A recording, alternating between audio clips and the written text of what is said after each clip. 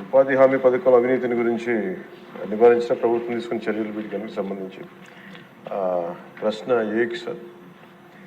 ఉపాధి హామీ పథకంలో మన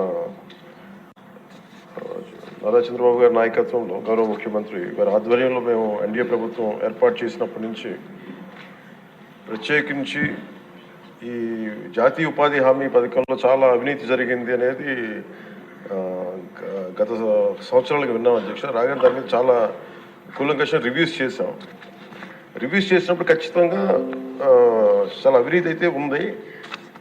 దానికి సంబంధించి మేము తీసుకున్న ఉన్న చర్యలు ఏంటి ఆకస్మిక తనిఖీలు అధ్యక్ష. ఒకటి, నిఘా సామాజిక తనిఖీ మరియు క్వాలిటీ కంట్రోల్ విభాగాలు నకిలీ మస్తరు జాబితా తప్పుడు చర్యలను గుర్తించడానికి ఆకస్మిక తనిఖీలు నిర్వహిస్తాయి. అలాగే క్వాలిటీ కంట్రోల్ తనిఖీ ఉంటుంది. ఇది రెండవది. ఆన్లైన్లో కేటాయించిన పని నిర్దేశించిన ప్రమాణాలకు అనుగుణంగా ఉన్నాయో లేవో గుర్తించడానికి నాణ్యత నియంత్రణ తనిఖీలు నిర్వహించడం అవుతుంది.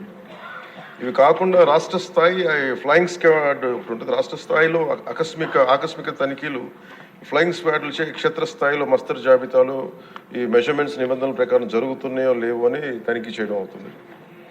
మరి ఎవరైనా సరే వ్యక్తులు తప్పు చేసినట్లయితే ఎస్ఆర్డిఎస్ క్రమశిక్షణ నియమావళి ప్రకారమే తక్షణ చర్యలు తీసుకోవడం అవుతుంది. రెండో ప్రశ్నకి అధ్యక్ష, అసలు కర్నూలు జిల్లాలో ఉపాధి హామీ పథకం దుర్వినియోగం సంబంధించింది. కర్నూలు జిల్లాలో ఉపాధి హామీ పథకంలో దుర్వినియోగానికి సంబంధించి ఒక నిర్దిష్టమైన ఫిర్యాదు అనేది విచారణ నిర్వహించడం అయినది.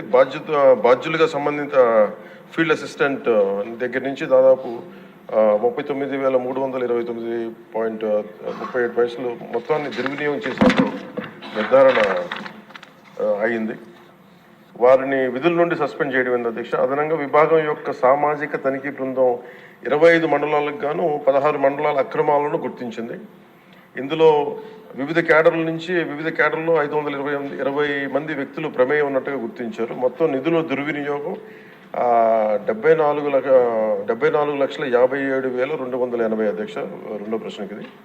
అలాగే మూడో ప్రశ్నకి అవినీతికి పాల్పడిన 520 మంది వ్యక్తుల్లో 31 మంది ఫీల్డ్ అసిస్టెంట్లు, సీనియర్, అలాగే 12 మంది ఫిక్స్డ్ టెన్యూర్ ఉద్యోగులను కూడా సస్పెన్షన్లో ఉంచడం అయింది.